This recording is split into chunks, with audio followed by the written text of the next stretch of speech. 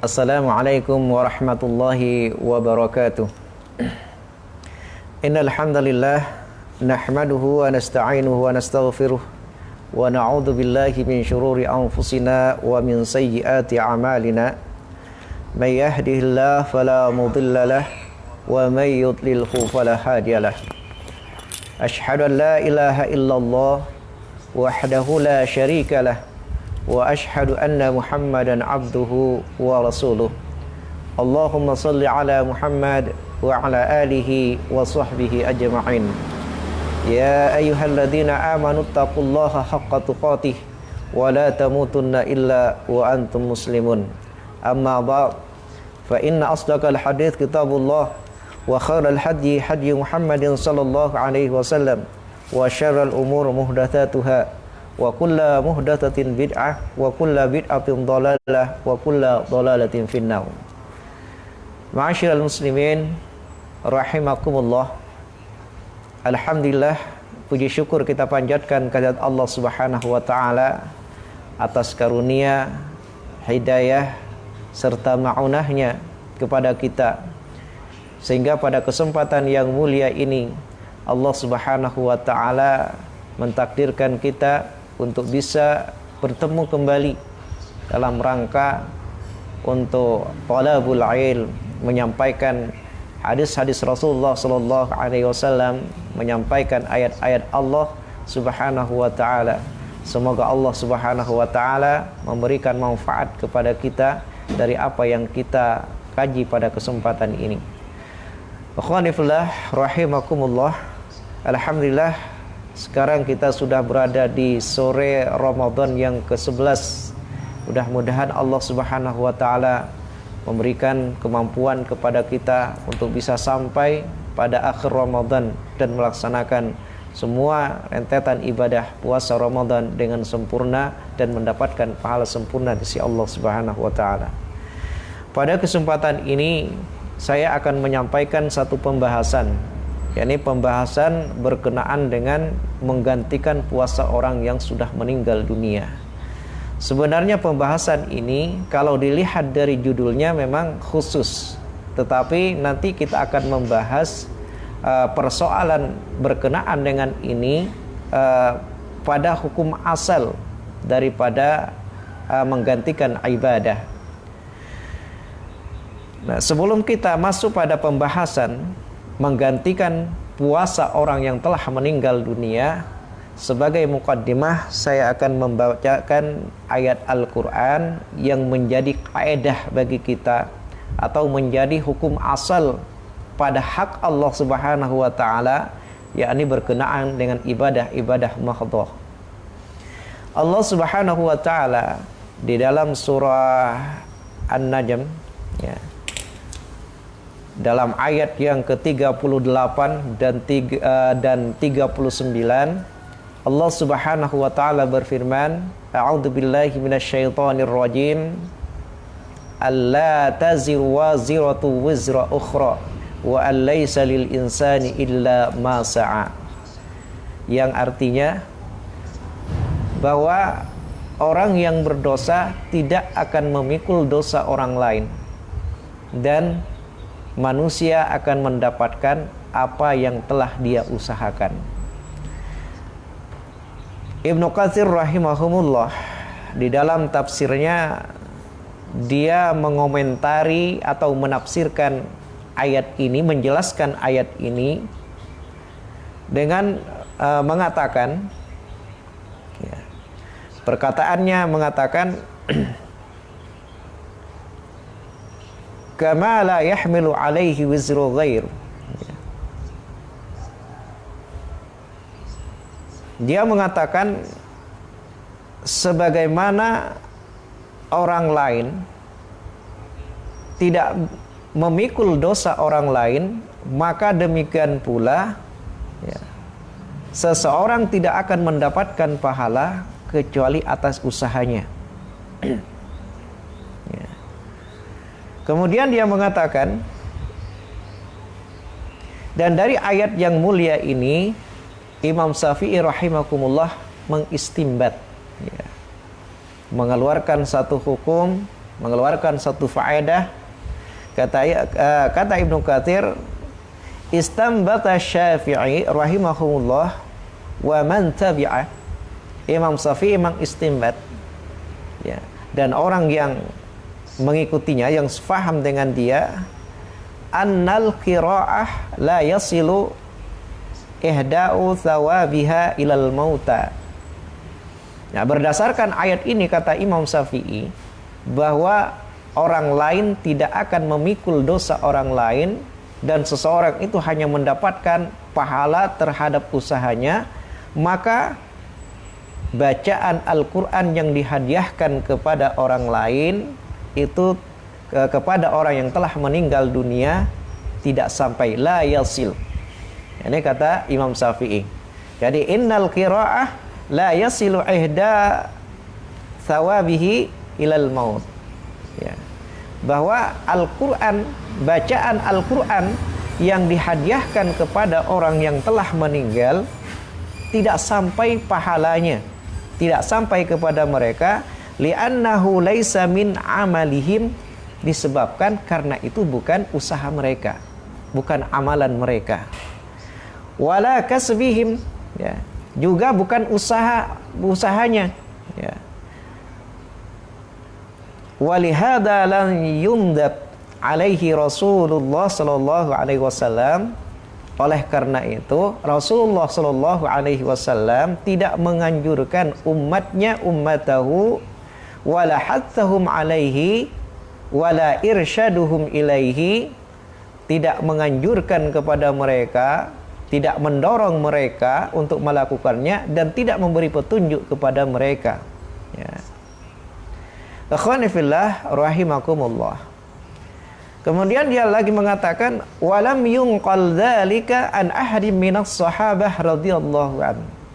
Dan tidak ada satu riwayat pun, ya, yang diambil dari sahabat penukilannya tentang masalah tersebut, yakni tentang menghadiahkan bacaan kepada orang yang telah meninggal. Lalu dia mengatakan, dia membuat satu kaidah. Berdasarkan pernyataannya itu lahir satu kaidah.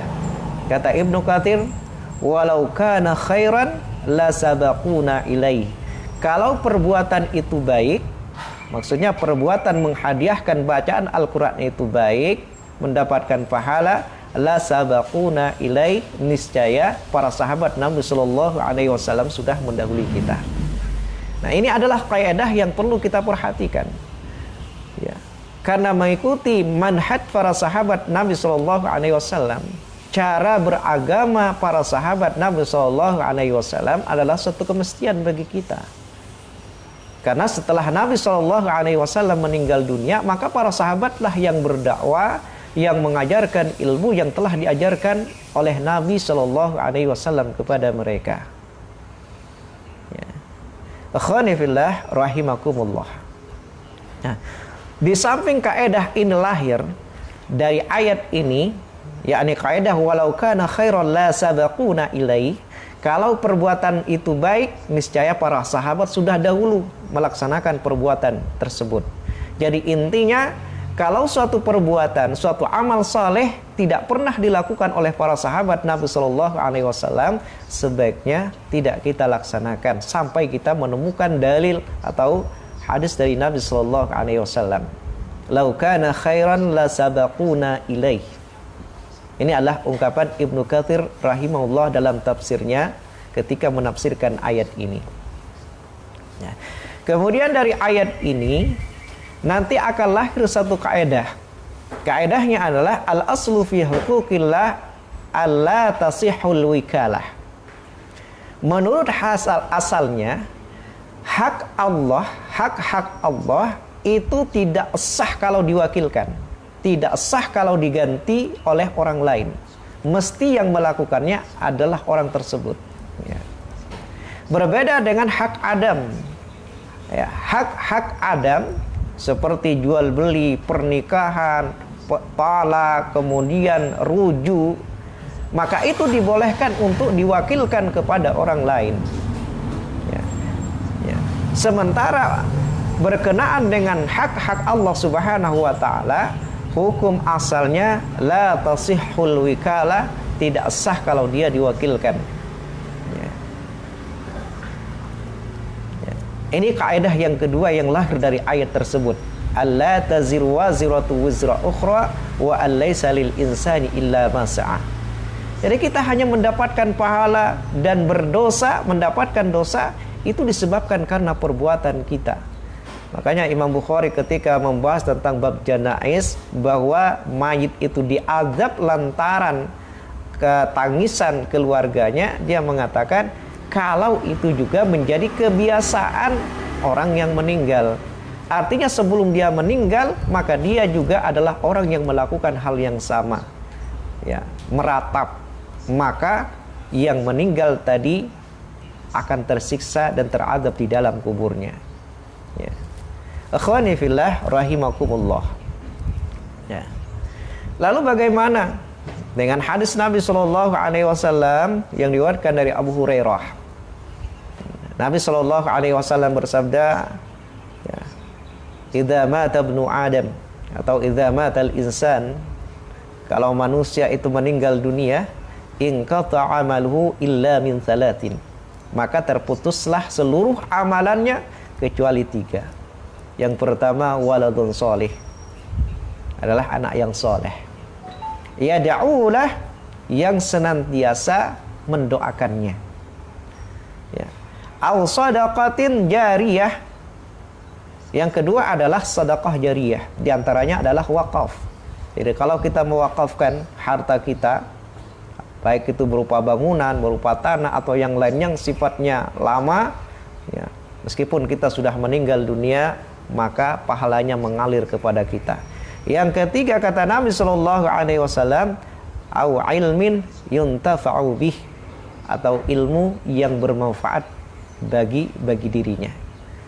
Nah, akhwani fillah rahimakumullah, dikomentari ayat ini bahwa apa yang disebut hadis ini, bahwa apa yang disebutkan di dalam hadis ini itu semuanya adalah usaha yang meninggal dunia sebelum dia meninggal. Ya. Sedekah jariyah, usahanya. Anak yang saleh adalah bagian dari rezeki kekayaannya. Kemudian ilmu yang bermanfaat yang dia sebarkan kemudian diamalkan oleh orang lain juga adalah karena usahanya. Jadi kembali kepada ayat ini, maka jika dihubungkan hadis ini dengan ayat tadi, maka tidak berbenturan. Bahkan itu menjelaskan, bahkan menguatkan dan menjelaskan bahwa seluruh amalan kita itu akan diberi pahala oleh Allah Subhanahu wa taala, dan itu kita sendiri yang akan mendapatkannya. Akhwani fillah rahimakumullah. Maka pada kesempatan ini saya akan membahas kaidah yang kedua, yakni kaidah al-aslu fi huquqillah alla tansihul wikalah. Bahwa asal pada hak-hak Allah itu tidak sah kalau diwakilkan kepada orang lain. Tidak sah kalau diganti oleh orang lain, kecuali sebagaimana yang akan kita bahas adalah mengganti puasa orang yang telah meninggal dunia dan yang lainnya yang ada dalilnya dari syariat.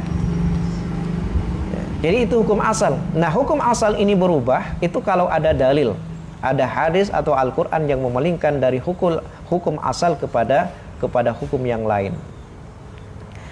Maka penjelasannya di sini disebutkan al-aslu fi huquqillah la yajuzu fiha al-wikalah li'anna hal maqsudu biha iqamatut ta'abbud lillah. Ya, kenapa tidak boleh diwakilkan hak Allah?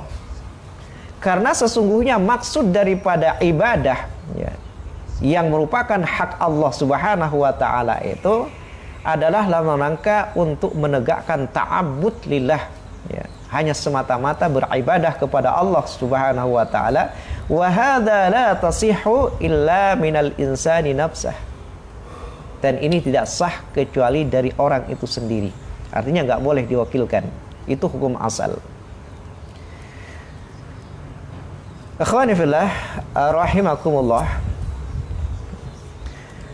Lalu bagaimana kalau hak Allah ini kita wakilkan kepada orang lain? Ya. Maka disebutkan, maka perwakilan itu tidak sah dan orang yang diwakilkan itu tidak terlepas daripada tanggungan tersebut.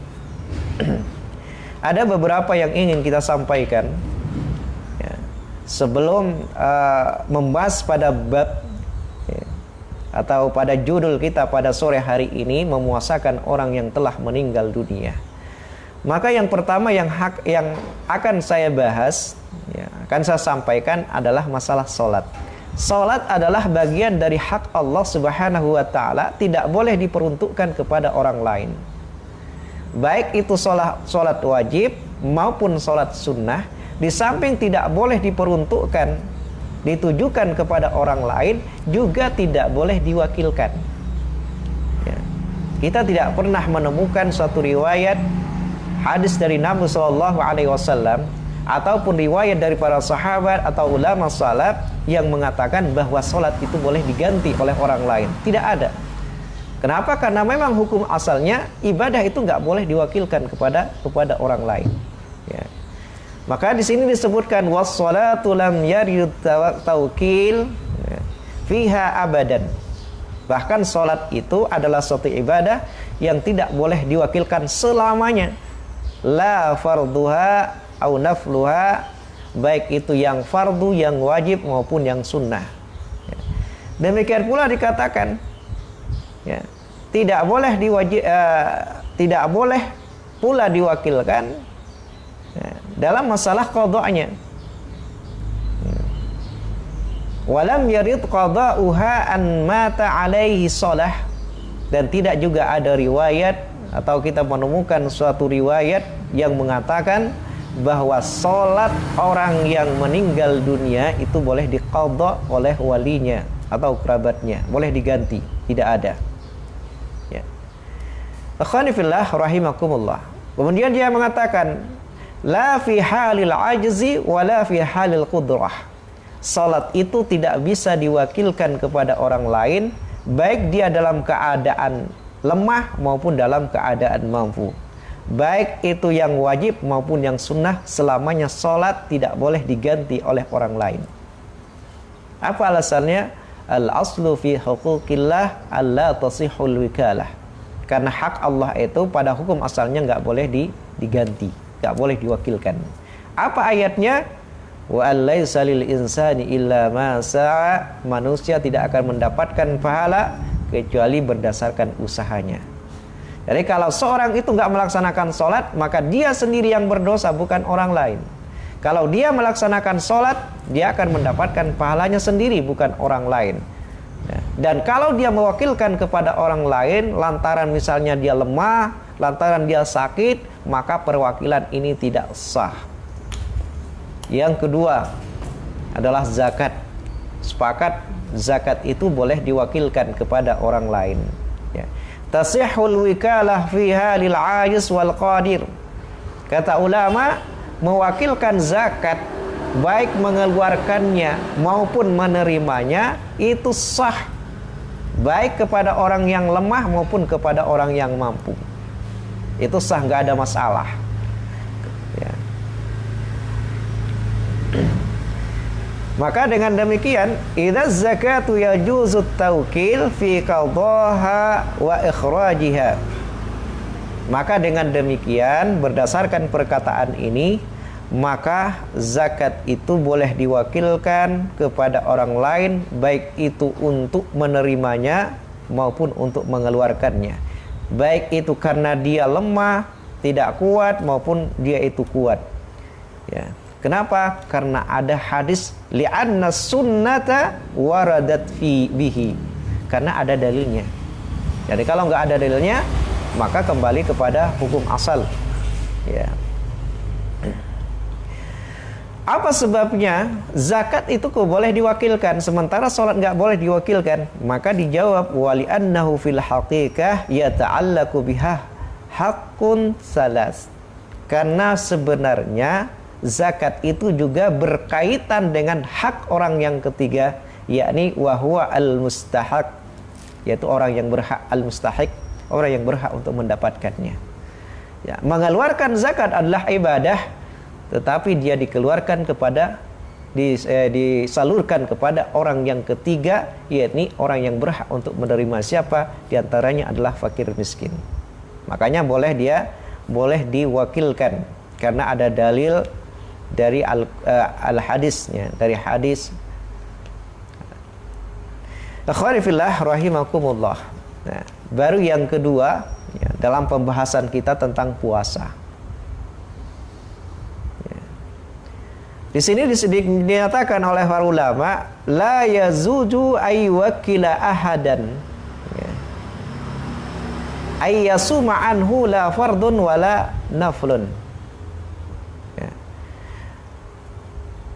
Tidak boleh mewakilkan puasa kepada seorang pun, baik itu puasa wajib maupun puasa sunnah, hatta law kana ajizan, sampai walaupun dia itu lemah ya, kecuali illa wakala fil it'am anhu, kecuali untuk memberi makan, maksudnya untuk membayar fidyah. Jadi kalau kita masih hidup, itu nggak boleh puasa kita diganti oleh orang lain.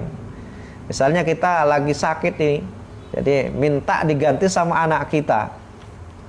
Ya, misalnya, nak, saya punya qada puasa 2 hari saya tidak puasa di bulan Ramadan. Coba ganti saya untuk mengqada puasa saya. Itu tidak boleh. Ya. Jadi tidak boleh mewakilkan puasa ini selagi kita masih hidup, kecuali fidyah. Jadi kalau dia, misalnya saya tidak berpuasa dan termasuk orang yang dibolehkan membayar fidyah, maka tidak mengapa saya wakilkan kepada orang lain. Kenapa? Karena fidyah itu pada hakikatnya adalah untuk orang yang ketiga juga, ya, orang miskin. Tapi kalau untuk puasanya nggak boleh. Ya, nggak pernah kita mendengar ada seorang bapak minta diganti berpuasa sama anaknya, karena memang hukum asalnya tidak boleh. Makanya disebutkan di sini illa wukila fil it'am anhu, kecuali jika diwakilkan dalam rangka memberi makan, yakni bayar fidyah. Fa innahu yujzihu li'annahu al-it'am. Maka dia dibolehkan. Kenapa? Karena memberi makan. Yusabbihuz zakah, dia itu yusabbahuz zakah, diserupakan dengan zakat. Akhwani fillah rahimakumullah. Masalah, ya, ada satu masalah sebagaimana dalam pembahasan kita berkenaan dengan memuasakan orang yang mati. Nabi SAW dalam hadis yang sahih disebutkan, man mata wa alaihi siyam, ya, barang siapa yang meninggal padahal dia punya hutang puasa, maka walinya lah, ya, sama anhu walihu, maka walinya lah yang memuasakannya. Ikhwani fillah rahimakumullah. Hadis ini sifatnya umum. Apakah puasa yang ditinggalkan oleh yang mati ini adalah puasa wajib yang hukum asalnya memang wajib seperti puasa Ramadan, atau puasa nazar yang hukum asalnya tidak wajib dan dia wajib lantaran kita nazar, atau puasa qadha karena meninggalkan puasa Ramadan. Di sini tidak dijelaskan di dalam hadis ini.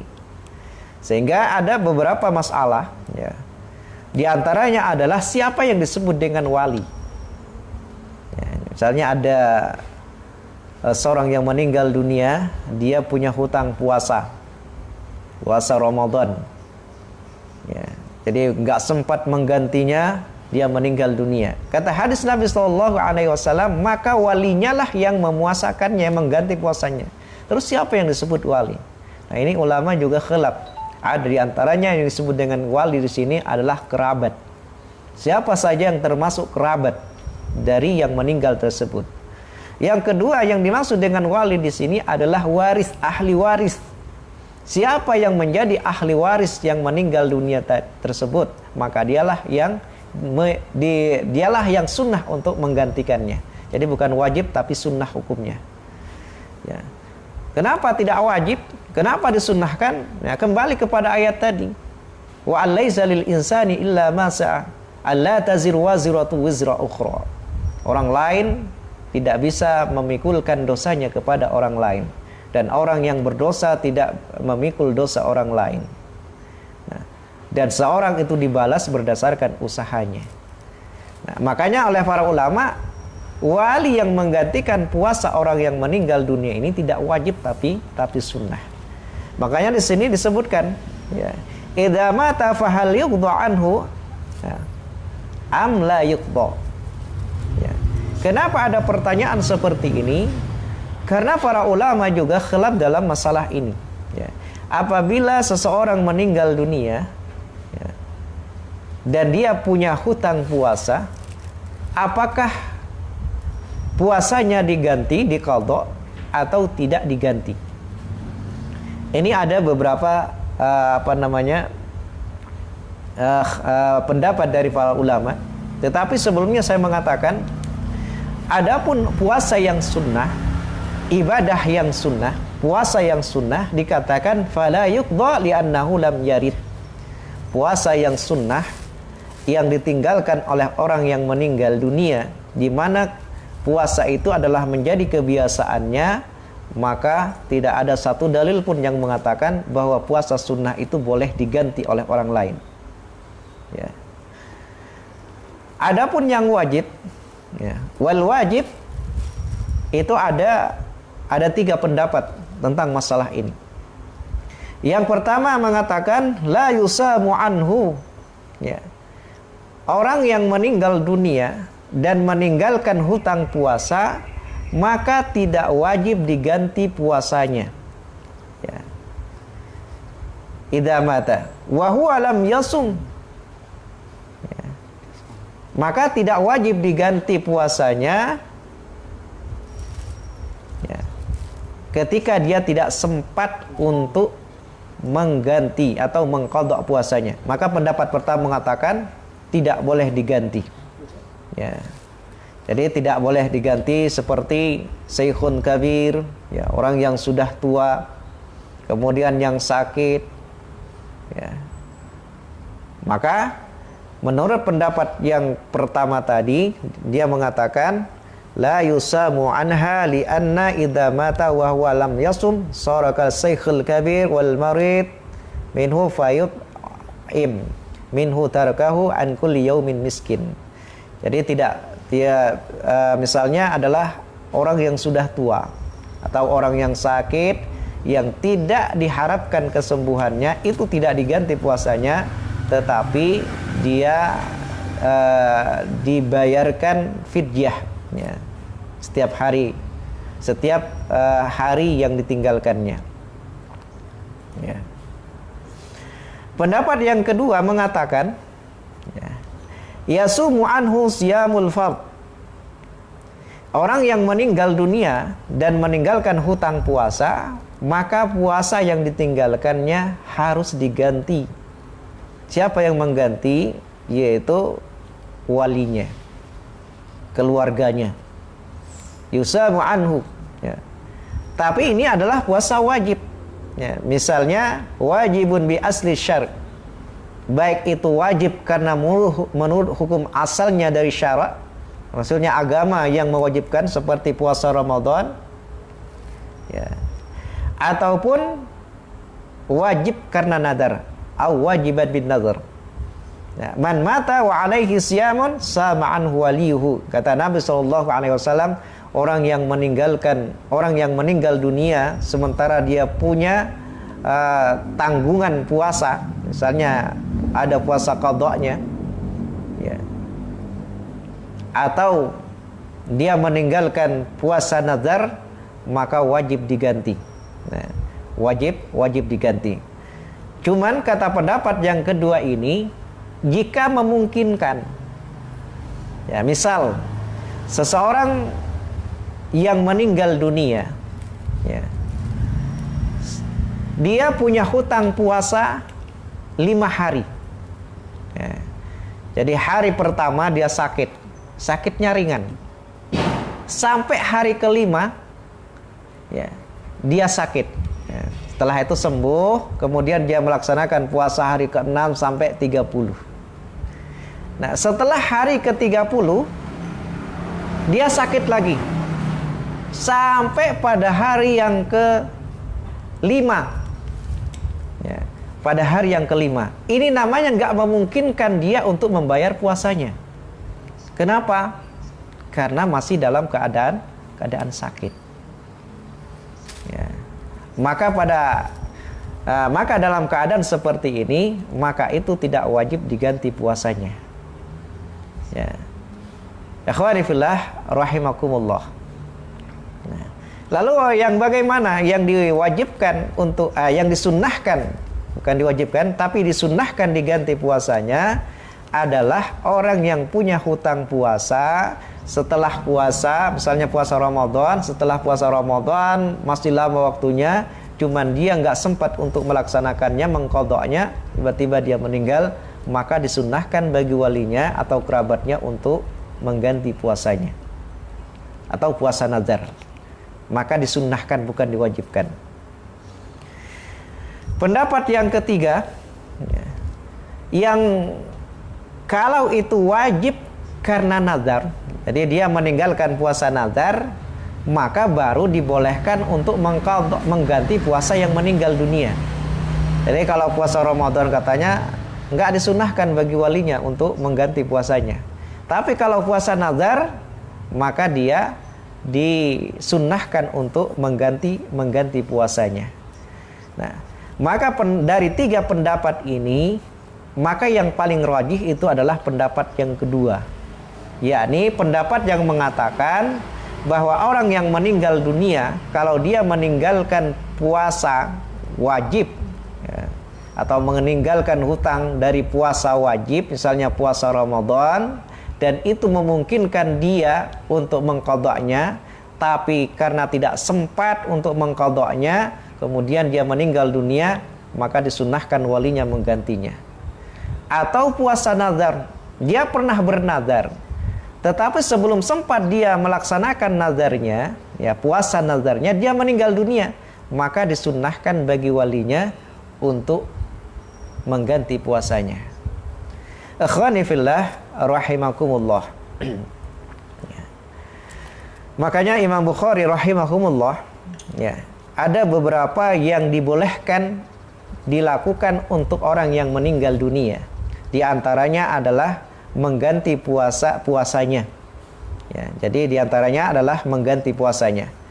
Bahkan Hasan Al-Basri mengatakan, ya, di dalam Sahih Bukhari dia mengatakan, insama anhu 30 rajulan yauman wahidan jaza. Ya, misalnya seorang yang meninggal dunia punya hutang puasa 1 bulan. Jadi 1 bulan penuh dia nggak berpuasa karena sakit. Ya, sakit. Ya. Setelah itu belum sempat dia mengganti puasanya yang 30 hari, yang 1 bulan tersebut dia meninggal dunia. Maka kata Hasan Al-Basri, boleh dari seluruh keluarga yang ada, ya, karena puasanya 30 hari, lalu diganti oleh 30 orang dari keluarganya, boleh dilaksanakan dalam 1 hari. Artinya 30 keluarganya puasa dalam 1 hari itu.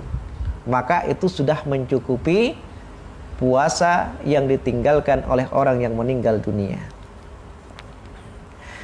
Ikhwani fillah rahimakumullah. Ya. Makanya di sini disebutkan mata yakunu alaihi syam. Ya. Kapan itu dibolehkan, ya, mengganti puasa orang yang meninggal dunia? Yakunu alaihi syam idza amkanahu ayyasuma walakinnahu fardun.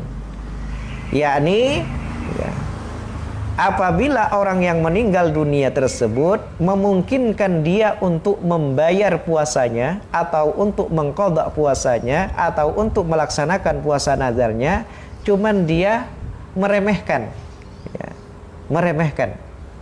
Tiba-tiba dia meninggal, ya, dia meninggal. Maka pada saat itu disunnahkan untuk digantikan. Wa amma ma lam yutrid, ya. Adapun orang yang tidak meremehkannya, ya, fa innahu la yusamu alaihi wala ala warithin, maka tidak disunnahkan untuk memuasakannya, ya, baik itu oleh kerabat-kerabatnya ataupun oleh ahli warisnya. Misal di sini diberikan contoh idza kana maridan la yurja bara'uhu. Ya. Apabila dia sakit, ya, ini salah satu contoh saja. Kalau sakitnya itu tidak diharapkan kesembuhan, tidak ada harapan untuk sembuh, maka kewajibannya adalah membayar fidyah. Tetap dibayar fidyahnya. Ya. Tetapi wa in marada yurja bara'uhu. Ya, jadi kalau dia sakit, ya, sakit ringan, kita nggak menyangka kalau dia itu akan meninggal dunia. Wastamarra bihil marid hatta mata. Dan sakitnya ini terus. Jadi nggak sempat dia, belum sehat dia meninggal dunia. Jadi sakitnya itu nyambung dengan Ramadan. Ya, padahal sakitnya ringan, saya sakit flu. Tapi karena nggak mampu untuk berpuasa, akhirnya dia meninggalkan puasa. Nah, terus belum sempat dia, sakitnya itu terus. Ya, kalah sakit panas nih, kayak demam, sakitnya terus, meninggal dunia. Nah, di sini kata ulama itu tidak diganti puasanya. Kenapa? Karena dia tidak termasuk orang yang meremehkan, tidak termasuk orang yang tafrid. Tafrid itu yang menunda-nunda. Ya, tafrid. Fala qadha alaih. Maka tidak ada qadha atasnya li'annahu lam yadrik ayyqda, karena dia tidak mendapatkan waktu untuk bisa mengqadha'nya. Ya, akhwani fillah rahimakumullah. Nah, jadi sekali lagi saya contohkan di sini, ya. Seseorang yang sakit di bulan Ramadan, sakitnya ringan, demam. Ya, sakit demam itu adalah suatu sakit yang ringan yang orang tidak menyangka kalau dia itu akan mati. Berarti ada harapan dia untuk sembuh. Tapi ternyata sakitnya itu terus berlanjut sampai di luar Ramadan dan meninggal dunia. Maka kata para ulama, dan ini dianggap rajih, itu tidak diqadha puasanya. Kenapa? Nggak ada waktu baginya untuk mengqadhanya. Tapi seandainya setelah Ramadan, ya, setelah Ramadan sembuh, ya, sampai beberapa bulan dia sembuh, sakit lagi, meninggal dunia, belum sempat mengqadha puasanya, nah baru itu diganti oleh wali atau kerabatnya, dan itu hukumnya sunnah. Akhwani fillah rahimakumullah. Jadi berkenaan dengan puasa itu boleh diganti kalau itu adalah puasa wajib, baik itu wajib karena hukum asalnya wajib seperti puasa, ataupun karena puasa nazar. Tapi dengan syarat itu tadi memungkinkan tadi. Kalau tidak memungkinkan maka juga tidak diganti. Adapun yang terakhir berkenaan dengan haji, ya, kita ringkas saja. Haji itu kalau hajinya sunnah itu nggak boleh diwakilkan, ya, karena tidak ada dinukil dari sahabat maupun dari hadis boleh mewakilkan puasa sunnah. Yang ada adalah puasa wajib. Ya. Sebagaimana hadis Nabi SAW, ini seorang perempuan Ath'am, ya, itu datang kepada Nabi SAW. Dia mengatakan, ya Rasulullah, wahai Rasulullah, inna faridatallahi, ya, ala ibadihi fil hajj. Sungguhnya Allah Subhanahu wa taala telah mewajibkan kepada hambanya haji. Sementara bapakku, adraka abi sayhun qabir. Pada saat haji itu wajib, bapakku sudah tua. Jadi sudah nggak mampu untuk naik kendaraan, karena dulu itu kendaraannya adalah onta atau yang lain. Nggak mampu naik kendaraan. Maka boleh nggak saya menghajikannya? Maka kata Nabi Shallallahu Alaihi Wasallam, ya. Nah, dalil ini dijadikan dasar oleh ulama bahwa haji yang boleh digantikan, diwakilkan kepada orang lain itu adalah haji yang wajib. Jadi kalau haji yang sunnah nggak boleh. Ya. Jadi yang sunnah itu tidak boleh. Yang boleh adalah wajib karena nggak ada riwayat sahabat itu memuasakan orang yang nggak mampu. Karena dalam syarat haji ini ada 5. Ya, 1 muslim, jelas. Kalau orang kafir nggak sah hajinya. Yang kedua balik, ya, al-hurri, merdeka. Orang yang merdeka, ya, orang yang merdeka wajib haji. Yang ketiga balik, ya, orang kalau sudah balik wajib haji. Berarti kalau anak-anak tidak wajib haji, ya. Yang selanjutnya, ya, adalah al-istita', yakni mampu, ya. Jadi tadi muslim, merdeka, balik, kemudian apa lagi? Berakal, ya. Kemudian istita'ah, mampu. Nah, di sini ada pembahasan ulama dari 5 syarat ini, dia menyimpulkan, membagi menjadi 3 lagi. Ada syartani lil wujub was-sihah wal ijza. 2 syarat itu sebagai syarat wajib, sah dan cukup, ya, dia diberi pahala, Islam dan berakal. Jadi orang yang syaratnya kalau dia enggak Islam itu tidak wajib dan tidak sah dan tidak akan mendapatkan pahala. Dan orang yang berakal juga seperti itu. Itu syarat wajibnya, syarat sahnya, syarat ijazahnya. Ijazah itu ya diberi pahala dan mencukupi kewajibannya. Yang kedua adalah 2 syarat, syartani lil wujubi wal ijza. Syarat bagi wajibnya dan mencukupi. Ya. Di antaranya adalah orang yang balik. Ya, dari kalau sudah balik wajib hukumnya untuk berhaji. Dan kalau dia haji itu sudah memenuhi kewajiban hajinya, tidak sudah gugur kewajiban hajinya. Jadi kalau anak-anak hajinya sah, ya, tapi nggak gugur kewajiban hajinya. Ya. Wal hurriyah, dan orang yang merdeka. Jadi kalau budak itu kewajiban hajinya nggak gugur. Jadi dia hajinya sah, dia dapat pahala, tapi kewajiban hajinya tidak gugur. Makanya setelah dia si budak tadi merdeka, maka dia harus mengulang hajinya lagi. Ya.